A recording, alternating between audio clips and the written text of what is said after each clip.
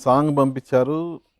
So, work మోడ్‌లోకి వెళ్ళిపోయారు. కానీ అంతకుముందు ఎన్నో కొన్ని వందల పాటలకి, చిరంజీవి గారి పాటలకి డాన్స్ చేశావు.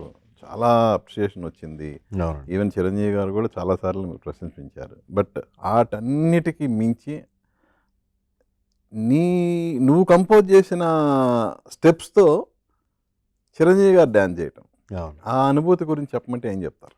అది ఒక కళ నాకు. నా వన్ ఆఫ్ మై డ్రీమ్ అది. అంటే నాకు ఒక 3, 4 మంచి డ్రీమ్స్ ఉన్నాయి. ఓకే. ఆ డ్రీమ్స్‌లో ఇది ఫస్ట్ లిస్ట్‌లో నంబర్ 1. హ్మ్. నా స్టెప్స్‌కి ఆయన డాన్స్ చేయడం అనేది. నేను 5, 6, 7, 8 అని చిరంజీవి గారు డాన్స్ చేయడం మొదలుపెట్టిన తర్వాత ఆ షాట్ అయిపోయిన తర్వాత ఏడ్చా. హ్మ్. తను ఏడ్చింది.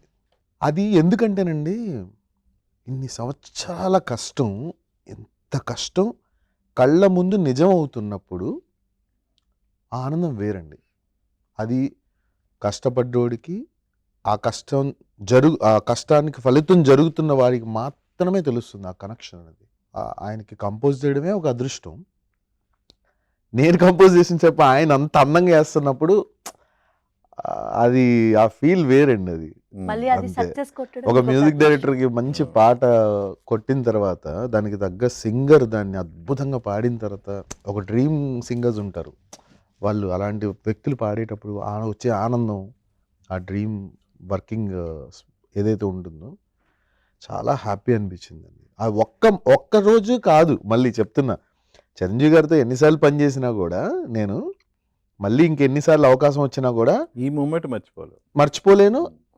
బట్ ఇంకెన్నిసార్లు అవకాశం వచ్చినా కూడా ఆయన్ని డాన్స్ చేస్తున్నప్పుడు చూసేటప్పుడు నేను ఒక ఫ్యాన్నే. నేను అప్పుడు ఒక మాస్టర్లా ఉండలేను.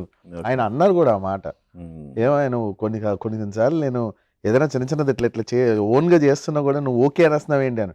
సార్ మీరు ఏం చేసినా డాన్సే సార్, మేము అవన్నీ చూసే పెరిగాము, భలేవారే మీరు అన్న. అట్లా కాదు, నీకేం కావాలో చెప్పు. అంత పేషెన్స్ ఎట్లా సార్ నాకు అర్థం కాదు. అంత స్టేచర్ ఉన్న స్టార్స్